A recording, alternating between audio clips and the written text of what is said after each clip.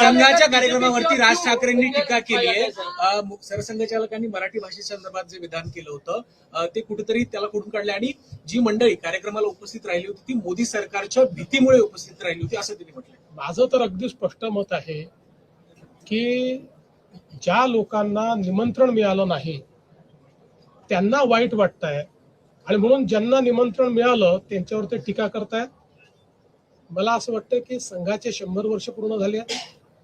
100 वर्ष पूर्ण झाल्याबद्दल संघाच्या संदर्भात लोकांना वाद अपवाद किंवा स्पष्ट माहिती मिळावी, लोकांच्या मनातले प्रश्न दूर व्हावेत याकरता समाजातल्या विविध क्षेत्रातले विविध जाती समाजाचे विविध उद्योगातले असे सगळे लोक त्या ठिकाणी निमंत्रित केले होते आणि आपण बघितलं असेल तर बहुतांश लोक असे होते की ज्यांचा कधीही संघाशी संबंध आलेला नाही आणि विशेषतः 2 दिवस माननीय पूजनीय सरसंघ चालकांनी केवळ मार्गदर्शन केलं नाही तर आलेल्या प्रत्येक प्रश्नाला उत्तर दिलं आणि जी उत्तरं त्या ठिकाणी आलेली आहेत त्यामुळे संघ विरोधी प्रचार करणाऱ्यांची दुकानं बंद होणार असल्यामुळे आता अनेकांना कुणाला तळमळ वाटते, कुणाला मळमळ वाटते,